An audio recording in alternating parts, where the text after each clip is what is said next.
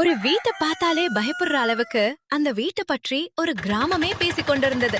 பல வருடங்களாக பூட்டியே கிடந்த அந்த வீட்டுக்குள் இரவு நேரத்தில் விளக்கு எரியுமாம். யாரும் போகாத வீட்டின் வாசலில் மட்டும் தினமும் புளியோதரை பொட்டலம் கிடைக்குமாம். ஆனால் அந்த வீட்டின் உண்மையான ரகசியம் என்னன்னு அந்த ஊரில் ஒரே ஒருவருக்குத்தான் தெரியும். அந்த ரகசியம் வெளிவரப்போவது ஒரு நாள். அந்த வீட்டை ஒரு இளைஞன் வாங்கிய பிறகுதான் பசுமையான வயல்கள், தென்னந்தோப்புகள், குளங்கள், கோயில் மணி சத்தம் என்று பார்ப்பதற்கே அழகாக இருந்த அந்த கிராமத்தின் எல்லையில் மட்டும் ஒரு பெரிய பழைய வீடு பல வருடங்களாக தனிமையில் நின்று கொண்டிருந்தது. அந்த வீட்டை பார்த்து கொண்டிருந்த ஒரு பெரியவர் அருகில் இருந்தவரிடம் பேச ஆரம்பித்தார். தம்பி, அந்த வீட்டை மட்டும் பார்த்து ஏமாந்துடாதே. நல்ல இடம், சுத்திலும் நிறைய இடம்னு உனக்கு ரொம்ப பிடிச்சிருக்கும். ஆனா அந்த வீட்டை வாங்கணும்னு நினைக்கிறதுக்கு முன்னாடி அந்த வீட்டை பத்தி இந்த ஊர்ல இருக்கிறவங்க என்ன சொல்றாங்கன்னு கேட்டு தெரிஞ்சுக்க. பல வருஷமா அந்த வீடு பூட்டியே கிடக்குது. எத்தனையோ பேர் வந்து பார்த்துருக்காங்க, விலை கேட்டிருக்காங்க. ஆனா யாருமே வாங்கிட்டு போனதில்லை. ஏன்னா ராத்திரி நேரத்துல அந்த வீட்டுக்குள்ள விளக்கு எரியறத சில பேர் பார்த்துருக்காங்க. இன்னும் சில பேர் நடுராத்திரியில அந்த வீட்டுக்குள்ள இருந்து யாரோ நடக்கிற சத்தம் கேட்டதாக சொல்றாங்க. உண்மை என்னன்னு யாருக்கும் தெரியாது. ஆனா அந்த வீட்டை சுத்தி ஏதோ மர்மம் இருக்குன்னு மட்டும் இந்த ஊர்ல எல்லாருக்கும் நம்பிக்கை. அதெல்லாம் மட்டும் இல்லன்னே, அந்த வீட்டை வாங்க போன ஒருத்தர் கூட கடைசி நேரத்துல பின்வாங்கிட்டாரு. இன்னொருத்தர் வீட்டுக்குள்ள போய் பார்த்துட்டு மறுநாளே எனக்கு இந்த வீடு வேண்டாம்னு சொல்லிட்டு போயிட்டாரு. ஏன் வேண்டாம்னு கேட்டா எதுவும் சொல்லவே இல்லை. அதனாலதான் இந்த வீட்டை பத்தி யாரும் நல்ல விதமா பேச மாட்டாங்க. நாம சும்மா ஒரு வீடு பழையதா இருக்கு, பூட்டியே கிடக்குதுன்னு நினைச்சிட்டு போக கூடாது. சில வீடுகளுக்கு சுவர்களும் கதவுகளும் மட்டும் இருக்காது. அந்த சுவர்களுக்குள்ள பழைய கதைகளும் இருக்கும். அதே நேரத்தில் சென்னையில் படித்து முடித்த கார்த்திக் நகர வாழ்க்கையை விட்டுவிட்டு தன்னுடைய சொந்த கிராமத்தில் அமைதியாக வாழ வேண்டும் என்ற ஆசையுடன் அந்த கிராமத்துக்கு வந்திருந்தான். சென்னையில இத்தனை வருஷம் இருந்தாலும் எனக்கு மனசுக்குள்ள ஒரு நிம்மதி கிடைக்கவே இல்ல. தினமும் வண்டி சத்தம், கூட்டம், அவசரம், வேலைன்னு ஓடிக்கிட்டே இருக்க வேண்டிய வாழ்க்கை எனக்கு இப்போ பிடிக்கவே இல்ல. இந்த மாதிரி ஒரு கிராமத்துல காலையில எழுந்ததும் வயல்களை பார்க்கணும், மரங்களுக்குள்ள காற்று அடிக்கிற சத்தத்தை கேட்கணும், மாலையில கோயில் மணி சத்தத்தோட வீட்டுக்கு வரணும். என்னோட வாழ்க்கைக்கு இப்போ இதுதான் தேவைன்னு தோணுது. எனக்கு சொந்தமா ஒரு வீடு கிடைச்சா போதும். பெருசா எதுவும் வேண்டாம். அமைதியா இருக்கணும், இயற்கையோட வாழணும். அதனால இந்த ஊர்ல வீடு விற்பனைக்கு இருக்கான்று எப்படியாவது விசாரிச்சு ஒரு நல்ல வீட்டை வாங்கணும். அண்ணா, இந்த ஊர்ல வீடு ஏதாவது விற்பனைக்கு இருக்கா? நான் இங்கேயே குடியேறலாம்னு நினைக்கிறேன். பழைய வீடா இருந்தாலும் பரவாயில்ல, சுத்திலும் கொஞ்சம் இடம் இருந்தா போதும். எனக்கு இந்த ஊர் ரொம்ப பிடிச்சிருக்கு.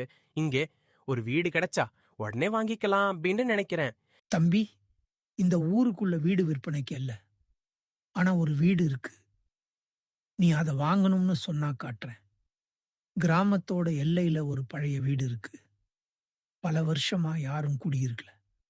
வீடு மட்டும் பார்த்தா உனக்கு ரொம்ப பிடிக்கும். சுத்திலும் காலி இடம், தோட்டம் வைக்கிற அளவுக்கு இடம் எல்லாமே இருக்கு. ஆனா ஒரு விஷயம் மட்டும் சொல்லிக்கிறேன். அந்த வீட்டை பத்தி இந்த ஊர்ல நல்ல அபிப்பிராயம் கிடையாது. அதனாலதான் இத்தனை வருஷமா அது விற்காம இருக்கு. நீ போய் பார்த்துட்டு முடிவு பண்ணு. ஆனா ஊர்ல சொல்ற பேச்சையெல்லாம் கேட்ட பிறகுதான் முடிவு பண்ணு. தம்பி, நான் உன்னை பயமுறுத்தணும்னு சொல்லல. ஆனா அந்த வீட்டை வாங்குறதுக்கு முன்னாடி நல்லா யோசிச்சுக்க.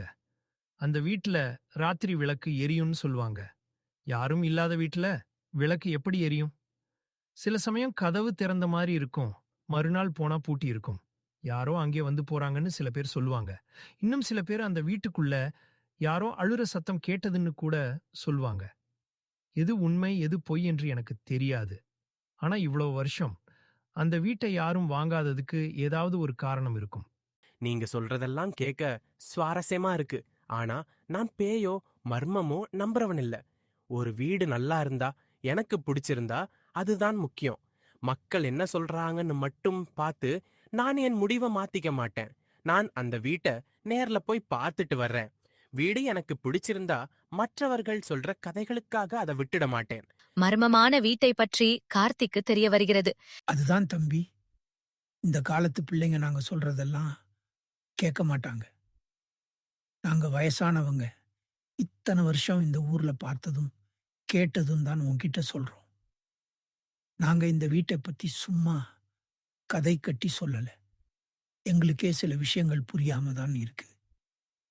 நீ இப்போ படிச்சவனாக இருக்கலாம், நகரத்துல வளர்ந்தவனாக இருக்கலாம். உனக்கு பேய், மர்மம் இதெல்லாம் நம்பிக்கை இல்லாம இருக்கலாம்.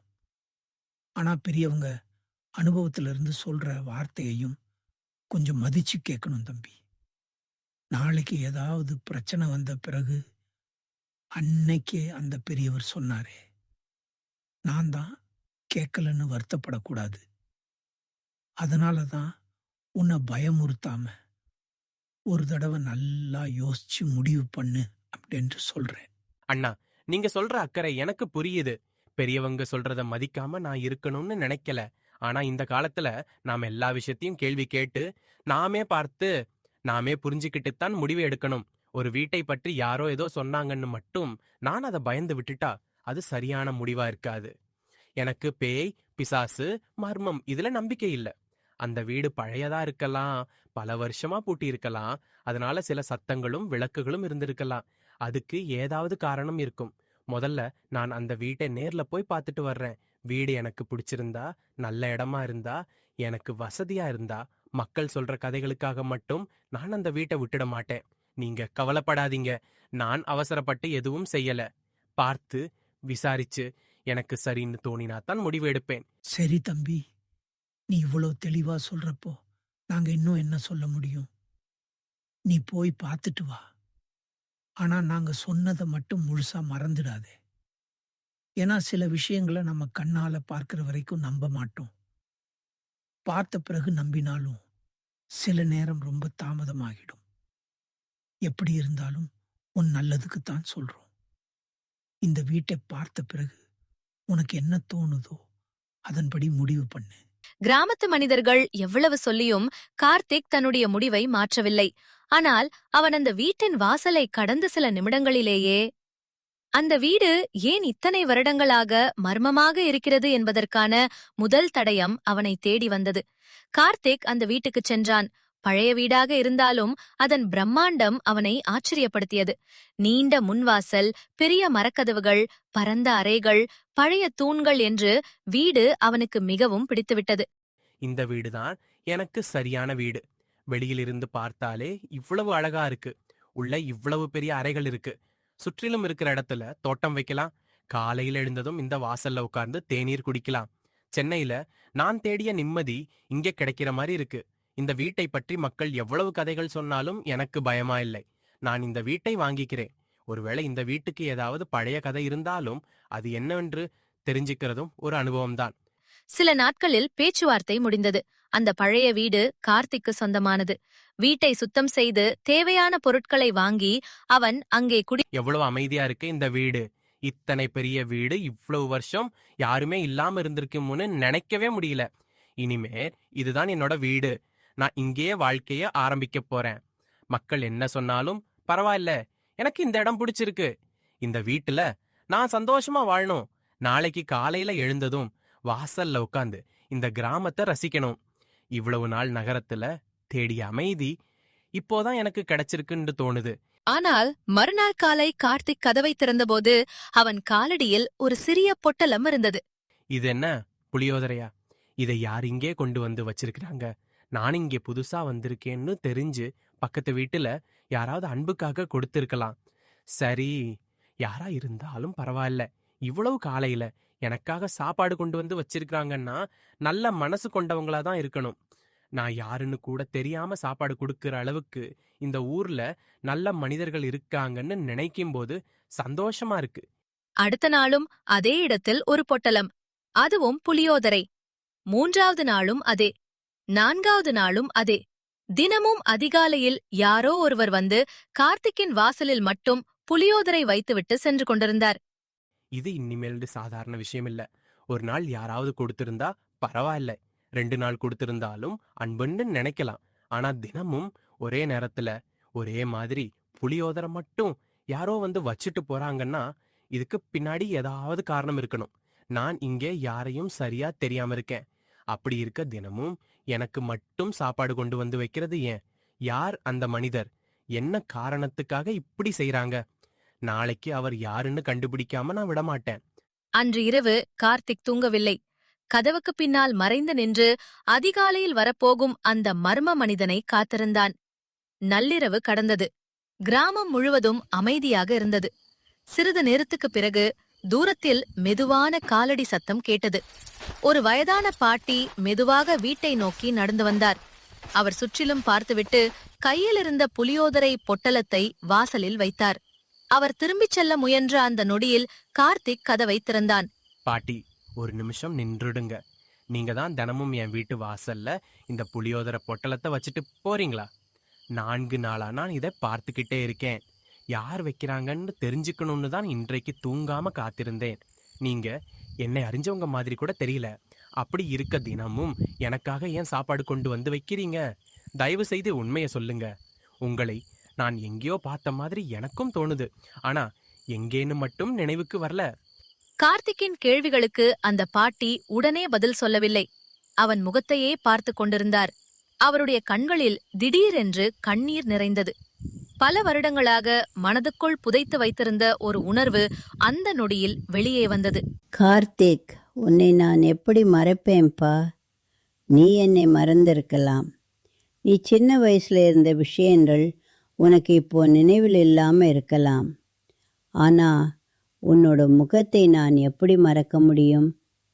நீ சின்ன பையனாக இருந்தப்போ என் கையை பிடிச்சுக்கிட்டு இந்த வீட்டு வாசல்ல ஓடினது, நான் புளியோதரை செய்தா என் பின்னாடியே நின்று பாட்டி இன்னும் கொஞ்சம் வேணும்னு கேட்டது, நான் உன்னை தூக்கிக்கிட்டு வீட்டை சுற்றி நடந்தது.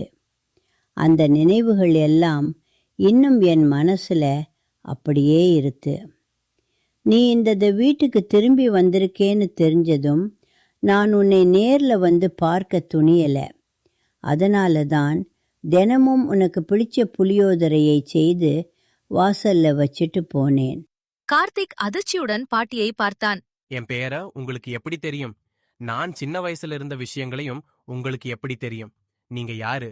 தயவு செய்து என்னை இன்னும் குழப்பாதீங்க. நான் உங்களை பார்த்ததும் எனக்கு ஏதோ ஒரு பழக்கமான உணர்வு வந்துச்சு. இப்போ நீங்க என் சிறு வயசை பத்தி இவ்ளோ விஷயம் சொல்றீங்க. உண்மையிலேயே நீங்க யாரு? ஏன் என்னை இவ்வளவு வருஷம் கழிச்சு தேடி வந்திருக்கீங்க?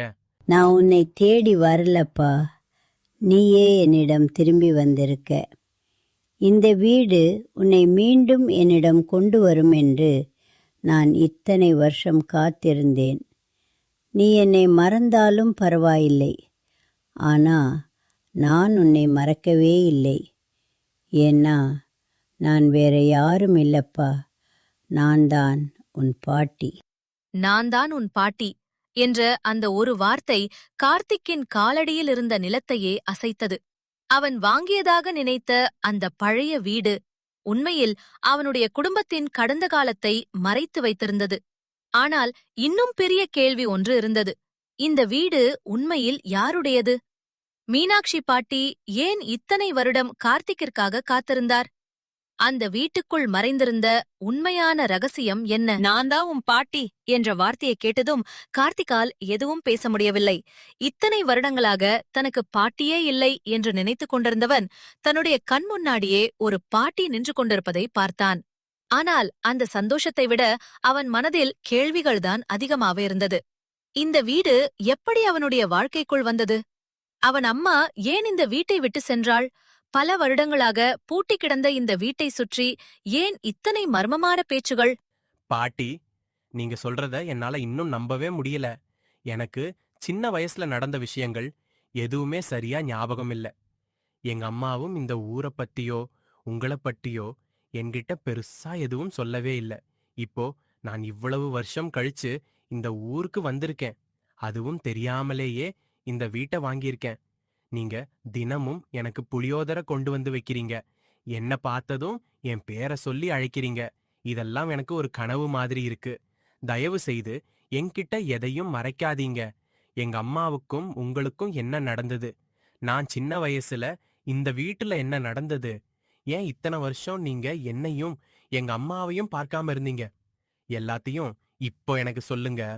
கார்த்திக், நான் உங்ககிட்ட எதையும் மறைக்கணும்னு நினைக்கலப்பா. ஆனால் சில உண்மைகளை சொல்லும்போது நம்ம மனசு மீண்டும் பழைய காயத்துக்குள்ளே போயிடும். அதனால தான் இத்தனை வருஷம் நான் அமைதியாக இருந்தேன். நீ சின்ன பையனாக இருந்தப்போ உங்கள் அம்மா செல்வியும் நீயும் இந்த வீட்டை விட்டு வெளியேறின நாளை நான் இன்னைக்கும் மறக்கவே இல்லை. அந்த நாளுக்கு பிறகு உன்னை மீண்டும் எப்போ பார்ப்பேன்னு தெரியாமல் தினமும் இந்த வீட்டோட வாசலை பார்த்துக்கிட்டே இருந்தேன். நீ ஒரு நாள் திரும்பி வருவேன்னு எனக்கு நம்பிக்கை இருந்தது. அதனால தான் இந்த வீடு எத்தனை வருஷம் காலியாக இருந்தாலும் அதை விற்காம பாதுகாத்தேன். எனக்கு 2 பிள்ளைகள். உன் மாமா ரவி, உன் அம்மா செல்வி, 2 பேரையும் நான் சமமாக தான் வளர்த்தேன். என்கிட்ட 2 வீடுகள் இருந்தது. இந்த சின்ன வீடு கிராமத்தோட எல்லையில் இருந்தது. இன்னொரு பெரிய வீடு கிராமத்துக்குள்ளே இருந்தது. நான் வயசாயிட்டு இருந்ததால் எனக்கு அப்புறம் இந்த வீடுகள் என் பிள்ளைகளுக்கு தான் போகணும்னு முடிவு பண்ணினேன். அதனால் ஒரு நாள் ரவியையும் செல்வியையும் கூப்பிட்டு பெரிய வீட்டை ரவிக்கும் சின்ன வீட்டை செல்விக்கும் கொடுக்க போகிறேன்னு சொன்னேன். ஆனால் உங்கள் அம்மாவுக்கு அது பிடிக்கலை. அவளுக்கு நான் அண்ணனுக்கு பெரிய வீட்டை கொடுக்குறேன்னு தோணுச்சு. நான் அவளுக்கு நல்லது தான் நினச்சிருந்தேன். ஆனால் அவள் அப்போ அதை புரிஞ்சிக்கல. கோவத்தில் என்கிட்ட நிறைய வார்த்தைகள் பேசிட்டா. நான் எவ்வளோ சமாதானப்படுத்தியும் கேட்கல. உன்னை கூட்டிக்கிட்டு இந்த வீட்டை விட்டு வெளியேறிட்டா. அப்போ அம்மா உங்க மேல கோவப்பட்டு தான் இந்த ஊரை விட்டு போனாங்களா? அவங்க எப்போதாவது உங்களை பத்தி என்கிட்ட ஏதாவது சொல்லியிருக்கிறாங்க. ஆனா நீங்க சொல்ற அளவுக்கு பெரிய பிரச்சனை இருந்தது எனக்கு தெரியவே இல்லை. நான் சின்ன வயசுல இருந்ததால என்ன நடந்ததுன்னு நினைவில் இல்ல. அம்மா என்னை இந்த ஊருக்கு திரும்பி வரக்கூடாதுன்னு சொல்லியிருந்தாங்க. ஆனா ஏன் அப்படி சொன்னாங்கன்னு மட்டும் எனக்கு புரியல. இப்போ நினைச்சு பார்த்தா அம்மா எதையோ மறைச்சிருக்கிற மாதிரி தான் தோணுது. மீனாட்சி பாட்டி சொல்ல ஆரம்பித்ததும் பல வருடங்களுக்கு முன்பு நடந்த அந்த சம்பவங்கள் கார்த்திக்கின் கண்முன்னே காட்சிகளாக விரிந்தது. அப்பப்போது இந்த வீட்டில் மீனாட்சி பாட்டியும் அவனுடைய மகன் ரவியும் மகள் செல்வியும் சிறுவன் கார்த்திக்கும் ஒன்றாக வாழ்ந்து கொண்டிருந்தார்கள். ரவி, செல்வி, உங்கள் 2 பேரையும் நான் கூப்பிட்டதுக்கு ஒரு முக்கியமான காரணம் இருக்குது. எனக்கு வயசாயிட்டே இருக்கு. நாளைக்கு நான் இல்லாத நேரத்தில் நீங்கள் 2 பேரும் சண்டை போட்டுக்க கூடாது. அதனால் என்னிடம் இருக்கிற 2 வீடுகளையும் உங்கள் 2 பேருக்கும் பிரித்து கொடுக்கணும்னு முடிவு பண்ணிட்டேன். கிராமத்தோட எல்லையில் இருக்கிற இந்த பெரிய வீட்டை ரவிக்கு கொடுக்குறேன். கிராமத்துக்குள்ளே இருக்கிற இன்னொரு வீட்டை செல்விக்கு கொடுக்குறேன். இது உங்கள் 2 பேருக்கும் சமமாக இருக்கணும்னு நினச்சி தான் நான் இந்த முடிவை எடுத்திருக்கேன். அம்மா, நீங்க என்ன சொல்றீங்கன்னு எனக்கு புரியவே இல்ல. அண்ணனுக்கு இந்த பெரிய வீடு, எனக்கு மட்டும் அந்த சின்ன வீடா? நான் உங்க மகள் இல்லையா? அண்ணனுக்கு மட்டும் இவ்வளவு பெரிய வீட்டை கொடுக்கறீங்கன்னா என்னை விட அவரை தான் நீங்க அதிகமா நினைக்கிறீங்கன்னு தானே அர்த்தம்? நான் உங்ககிட்ட எதுவும் கேட்கல. ஆனா என் அண்ணனுக்கு பெரிய வீடு கொடுத்துட்டு எனக்கு சின்ன வீடு கொடுக்கறத மட்டும் என்னால ஏத்துக்க முடியாது. செல்வி, நீ நினைக்கிற மாதிரி நான் உனக்கு அநியாயம் செய்யலம்மா. நீ முழுசா என் பேச்சை கேளு. அந்த சின்ன வீடு வெளியில் பார்க்குற அளவுக்கு சாதாரணமான வீடு இல்லை. அதுக்குள்ளே உனக்காக நான் பாதுகாத்து வச்சிருக்கிற ஒரு விஷயம் இருக்குது. அதை இப்போ உன்கிட்ட சொல்ல வரேன். நீ அவசரப்பட்டு எந்த முடிவும் எடுக்காதேம்மா. வேண்டாமா, இனிமே நீங்க என்ன சொன்னாலும் என்னால கேட்க முடியாது. எனக்கு அண்ணனுக்கு பெரிய வீடு, எனக்கு சின்ன வீடுன்னு பிரிச்சு கொடுக்கறது மட்டும்தான் புரியுது. நான் இந்த வீட்டை வாங்கிக்கிட்டு உங்க முன்னாடி நின்னு வாழ வேண்டிய அவசியம் இல்ல. எனக்கு உங்க வீடும் வேண்டாம், உங்க சொத்தும் வேண்டாம். நான் என் மகன் கார்த்திக்க கூட்டிக்கிட்டு இந்த ஊரை விட்டு போறேன். இனிமேல் இந்த வீட்டுக்குள்ள நான் காலடி வைக்கவே மாட்டேன். அம்மா, பாட்டி அழுறாங்க. நாம எங்க போறோம்? பாட்டிய விட்டுட்டு போக கூடாதுமா. நான் பாட்டியோட தான் இருக்கணும். பாட்டி எனக்கு புளியோதரை செய்து தருவாங்க. நாம ஏன் இங்கிருந்து போறோம்? வா கார்த்திக், இப்போ எதுவும் கேட்காத. நாம இங்கிருந்து போயிடலாம். ஒரு நாள் நீ பெரியவன ஆன பிறகு நான் ஏன் இந்த வீட்டை விட்டு வெளியேறினேன்னு உனக்கே புரியும். இப்போ நீ என்னோட வா. செல்வி, தயவு செய்து போகாதம்மா. நீ இப்போ கோபத்தில் இருக்க. நாளைக்கு உனக்கே உண்மை புரியும். இந்த வீட்டை வேண்டான்னு சொல்லிட்டு போகாதே. என் பேச்சை ஒரு தடவை மட்டும் முழுசா கேளு. உனக்காகத்தான் நான் இதையெல்லாம் செய்திருக்கேன். நீ என்னை விட்டு போயிட்டாலும் பரவாயில்ல. ஆனா என் பேரனை மட்டும் என்னிடமிருந்து பிரிச்சிராதேம்மா. அம்மா, என்னை மன்னிச்சிடுங்க. ஆனா நான் இப்போ எடுத்த முடிவை மாற்ற மாட்டேன். இந்த வீட்டுக்குள்ள நான் இனிமேல் திரும்பி வரமாட்டேன். செல்வி சிறுவன் கார்த்திக்கின் கையை பிடித்துக்கொண்டு அந்த வீட்டை விட்டு வெளியேறினாள். மீனாட்சி பாட்டி மட்டும் வாசலில் நின்றபடி கண்ணீருடன் பார்த்து கொண்டிருந்தார். உங்க அம்மா என்னை தவறா புரிஞ்சுக்கிட்டா கார்த்திக்.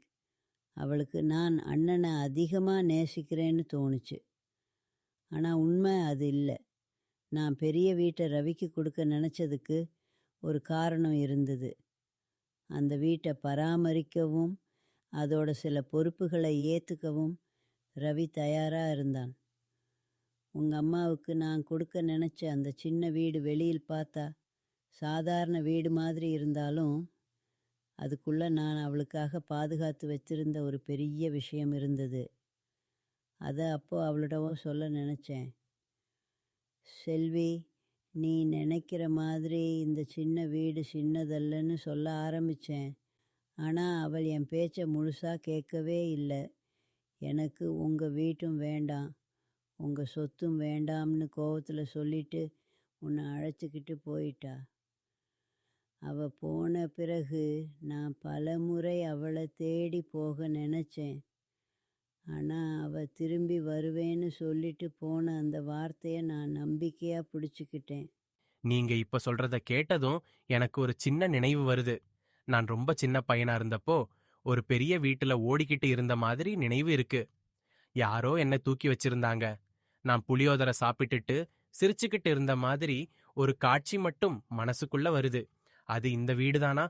அந்த ஆள் நீங்கள் தானா? நான் இத்தனை வருஷம் மறந்துட்டு இருந்த ஒரு வாழ்க்கை இங்கே இருந்ததா? இந்த வீட்டுக்குள்ள நான் விளையாடினனா? இந்த வாசல்ல தான் நான் உங்க கைய பிடிச்சுக்கிட்டு நடந்தேனா? எனக்கு இப்போ எல்லாம் கொஞ்சம் கொஞ்சமா ஞாபகம் வர ஆரம்பிக்குது பாட்டி. ஆமாம் கார்த்திக், அதெல்லாம் இந்த வீட்டில் நடந்த உண்மையான நினைவுகள் தான். நீ சின்ன பையனாக இருந்தப்போ இந்த வீடு எப்பவும் சிரிப்பு சத்தத்தோடு இருக்கும். நீ ஓடுற சத்தம், உன் அம்மா சமையல் செய்கிற சத்தம், நான் உன்னை அழைக்கிற சத்தம் அப்படின்னு இந்த வீடு உயிரோடு இருந்தது. நீ புளியோதரை ரொம்ப விரும்புவ. நான் புளியோதரை செய்தா நீ சாப்பிட்றத விட பாதி தரையில் கொட்டிட்டு மீதி சாப்பிட்டு பாட்டி இன்னும் கொடுன்னு கேட்ப. அதனால தான் நீ இத்தனை வருஷம் கழித்து இந்த வீட்டுக்கு திரும்பி வந்திருக்கேன்னு தெரிஞ்சதும் உனக்கு பிடிச்ச அதே புளியோதரையை தினமும் செய்து கொண்டு வந்து வச்சேன். நீ என்னை அடையாளம் கண்டுபிடிக்கணும்னு நான் எதிர்பார்க்கல. ஆனால் ஒரு நாள் உனக்கு ஏதாவது ஒரு நினைவு திரும்பி வரும்னு மட்டும் நம்பினேன். கார்த்திக்குக்கு தன்னுடைய சிறுவயது நினைவுகள் கொஞ்சம் கொஞ்சமாக திரும்பி வந்து கொண்டிருந்தன. ஆனால் பாட்டி இன்னும் சொல்லாத ஒரு பெரிய உண்மை இருந்தது. பல வருடங்களாக அந்த வீட்டை யாரும் வாங்காமல் இருக்க காரணம் பேய் இல்லை, வேறு ஒரு மிகப்பெரிய ரகசியம். பாட்ட, இன்னொரு விஷயம் எனக்கு புரியல. இந்த வீடு நல்ல இடத்துலயும் இருந்தும் ஏன் யாரும் வாங்கல? ஊர்ல எல்லாரும் இந்த வீட்டை பத்தி ஏன் பயமா பேசுறாங்க? இரவு நேரத்துல விளக்கு எரியும்னு சொல்றாங்க. யாரோ நடக்கிற சத்தம் கேக்கும்னு சொல்றாங்க. இந்த வீட்டுக்குள்ள உண்மையிலேயே ஏதாவது இருக்கா? இல்லன்னா மக்கள் சும்மா கதை கட்டுறாங்களா? நீங்க இத்தனை வருஷம் இந்த வீட்டை பாதுகாத்திருக்கீங்கன்னா இந்த வீட்டை பத்தி உங்களுக்கு எல்லாமே தெரியும். அதனால தயவு செய்து அந்த உண்மையையும் என்கிட்ட சொல்லுங்க. இந்த வீட்டில் பேய் எதுவும் இல்லைப்பா. மக்கள் சொல்கிறது எல்லாம் பாதி உண்மை, பாதி கற்பனை. ஆனால் இந்த வீடு சாதாரண வீடு இல்லைன்னு மட்டும் உண்மை. இந்த வீட்டோட உண்மையான மதிப்பு இந்த சுவர்களுக்குள்ளே இல்லை, இந்த வீட்டோட கூரையில் இருக்குது. நீ மேலே பார்க்குற அந்த பழைய ஓடுகள் சாதாரண ஓடுகள் மாதிரி தெரியும். ஆனால் அவ சாதாரண ஓடுகள் இல்லை. பல வருஷங்களுக்கு முன்னாடி உன் தாத்தா உயிரோடு இருந்தப்ப நம்ம குடும்பத்துக்கு இருந்த சொத்தில் ஒரு பகுதியை பாதுகாப்பாக வச்சிருக்க ஒரு வழி தேடினோம். அந்த காலத்தில் இருந்த தங்க நாணயங்களையும் சில மதிப்புள்ள பொருட்களையும் வெளியில் வச்சிருந்தா திருட்டு போயிடும் என்பதால் அவற்றை இந்த வீட்டோட கூரையின் சில பகுதிகளில் மறைத்து பாதுகாத்தோம். வெளியிலிருந்து யாருக்கும் அது தெரியாது. அதனால் இந்த வீடு எவ்வளவு பழையதாக இருந்தாலும் அதன் உண்மையான மதிப்பு ரொம்ப அதிகம். பாட்டி, அதனாலதான் நீங்க இந்த வீட்டை யாருக்கும் விக்காம இத்தனை வருஷம் பாதுகாத்தீங்களா? நான் இந்த வீட்டை வாங்கினப்போ கூட இதோட உண்மையான மதிப்பு எனக்கு தெரியல. நான் ஒரு பழைய வீட்டை வாங்குறேன்னு தான் நினைச்சேன். ஆனா இப்ப புரியுது. நான் வாங்கினது ஒரு வீடு மட்டும் இல்ல, நம்ம குடும்பத்தோட கடந்த காலத்தையே வாங்கியிருக்கேன். அம்மா இந்த உண்மை தெரியாம தான் இந்த வீட்டை விட்டு போயிருக்காங்க. அவங்களுக்கு நீங்க அண்ணனுக்கு பெரிய வீடு கொடுத்து தன்னை ஏமாத்திட்டீங்கன்னு நினைச்சிருக்காங்க. ஆனா உண்மையிலேயே அவளுக்காக நீங்க இன்னும் பெரிய விஷயத்த பாதுகாத்து வச்சிருக்கீங்க. பாட்டி, இந்த உண்மை அம்மாவுக்கு தெரியணும். இத்தனை வருஷமா அவங்க மனசுல இருந்த தவறான எண்ணம் இன்றாவது போகணும். அந்த இரவே கார்த்திக் தன்னுடைய அம்மா செல்விக்கு தொலைபேசியில் நடந்த அனைத்தையும் சொன்னான். மறுநாள் காலையிலேயே செல்வி அந்த வீட்டின் வாசலில் வந்து நின்றாள். அம்மா, இத்தனை வருஷம் உங்கள பத்தி நான் தவறா நினைச்சிட்டேன். நான் சின்ன வயசுல இருந்த கோபத்துல நீங்க எனக்கு அநியாயம் பண்ணிட்டீங்கன்னு நினைச்சு இந்த வீட்டை விட்டு போயிட்டேன். நீங்க என்னை விட உங்க மகனை அதிகமா நேசிக்கிறீங்கன்னு நினைச்சேன். ஆனா இப்போதான் புரியுது. நீங்க எனக்கு கொடுக்க நினைச்சது சின்ன வீடு இல்ல, என் வாழ்க்கை முழுக்க பாதுகாப்பா இருக்கணும்னு நினைச்சு வச்சிருந்த ஒரு பெரிய சொத்து. நான் உங்க பேச்ச முழுசா கேட்டிருந்தா இத்தனை வருஷம் உங்களை விட்டு பிரிஞ்சிருக்க மாட்டேன். உங்க மனச புரிஞ்சுக்காம கோபத்துல பேசின வார்த்தைகளுக்காக என்ன மன்னிச்சிருங்கம்மா. நான் உங்களை விட்டு போன அந்த நாள்ல இருந்து நீங்க எவ்வளவு கஷ்டப்பட்டிருப்பீங்கன்னு இப்போதான் எனக்கு புரியுது. செல்வி, நீ என் மகள். நீ என்னை விட்டு கோவத்தில் போன நாள்ல இருந்து நான் உன் மேலே கோவப்படவே இல்லை. நீ திரும்பி வருவேன்னு காத்திருந்தேன். ஒரு தாய்க்கு தன்னோட பிள்ளை எவ்வளோ தூரம் போனாலும் அவன் திரும்பி வருவான்னு ஒரு நம்பிக்கை இருக்கும். நீ இப்போ என் முன்னாடி வந்து நிற்கிறதே எனக்கு போதும். நீ செய்ததை நினச்சி இனிமேல் அழாத. உனக்கு நான் கொடுக்க நினச்சது வீடோ சொத்தோ மட்டும் இல்லை. என் பிள்ளைகளும் பேரனும் எப்பவும் ஒற்றுமையாக இருக்கணும் என்பது தான் என் ஆசை. இத்தனை வருஷம் நம்ம குடும்பம் பிரிஞ்சிருந்தது போதும். இனிமேல் இந்த வீட்டில் சண்டை சத்தம் இருக்கக்கூடாது. சந்தோஷத்தோட சிரிப்பு சத்தம் மட்டும் இருக்கணும். பல வருடங்களாக பிரிந்திருந்த தாயும் மகளும் அந்த வீட்டின் வாசலிலேயே கட்டிப்பிடித்து அழுதனர். கார்த்திக் அமைதியாக அவர்களை பார்த்து கொண்டிருந்தான். அப்போது பாட்டி சமையலறைக்குள் சென்று ஒரு பாத்திரத்தை எடுத்து கொண்டு வந்தார்.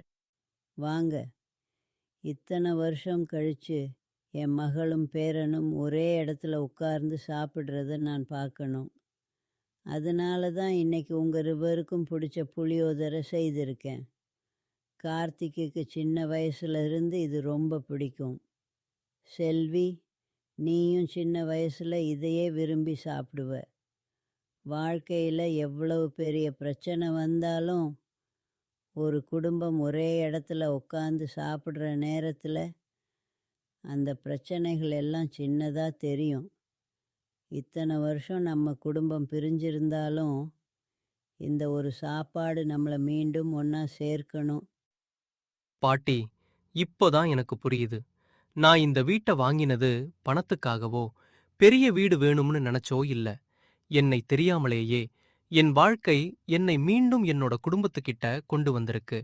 நான் இங்க வந்த முதல் நாளிலிருந்து தினமும் கிடைத்த அந்த புளியோதரை ஒரு சாப்பாடு மட்டும் இல்ல, அது உங்க அன்பு. நான் உங்கள மறந்துட்டாலும் நீங்க என்ன மறக்கல. இந்த வீட்டை நான் இனிமேல் வெறும் வீடா பார்க்க மாட்டேன். இது நம்ம குடும்பம் மீண்டும் சேர்ந்த இடம். எவ்வளவு பணம் இருந்தாலும் வாங்க முடியாத ஒரு விஷயம் இங்க இருக்கு. அது குடும்பத்தோட அன்பு. அந்த நாளுக்கு பிறகு அந்த வீடு கிராமத்துக்கு மர்மமான வீடாக இல்லை. பல வருடங்களாக பூட்டி கிடந்த அந்த வீட்டின் கதவுகள் மீண்டும் திறந்தன. இரவு நேரத்தில் யாரோ விளக்கு ஏற்றுவதாக மக்கள் பயந்த அந்த வீட்டில் இப்போது ஒரு குடும்பத்தின் சிரிப்பு சத்தம் கேட்டது. ஒரு வீட்டுக்குள் மறைந்திருந்த ரகசியம் ஒரு குடும்பத்தை மீண்டும் ஒன்றாக சேர்த்தது. வாழ்க்கையில் சில நேரம் நமக்கு கிடைக்கிற விஷயத்தின் மதிப்பு உடனே தெரியாது. நம்ம கண்ணுக்கு சின்னதாக தெரிஞ்சாலும் அதுக்குள்ள பெரிய அர்த்தம் இருக்கலாம். நான் செல்விக்கு கொடுக்க நினச்ச வீட்டை அவள் அப்போ புரிஞ்சுக்கல. அதனால கோபத்தில் என்னை விட்டு போயிட்டா. ஆனால் இத்தனை வருஷம் கழித்து அந்த உண்மை அவளுக்கு புரிஞ்சிருக்கு. அதனால தான் நான் எப்பவும் சொல்வேன், நம்ம மனசில் கோபம் இருக்கும்போது ஒரு முடிவு எடுக்கக்கூடாது. நம்ம உண்மையிலேயே நேசிக்கிறவங்க என்ன சொல்ல வராங்கன்னு முதல்ல முழுசாக கேட்கணும். இல்லைன்னா ஒரு சின்ன தவறான புரிதல் கூட பல வருஷங்களை நம்மகிட்ட இருந்து பறிச்சிடும். ஒரு மனிதன் சொல்வதை முழுமையாக கேட்காமல் அவனை தவறாக புரிந்து கொள்ளாதீர்கள். சில உண்மைகள் தாமதமாக தெரியலாம், ஆனால் உண்மையான அன்பு எத்தனை வருடங்கள் கடந்தாலும் நம்மை விட்டு போகாது. மர்மமான வீடு இறுதியில் ஒரு குடும்பத்தை மீண்டும் ஒன்றாக இணைத்த வீடாக மாறியது.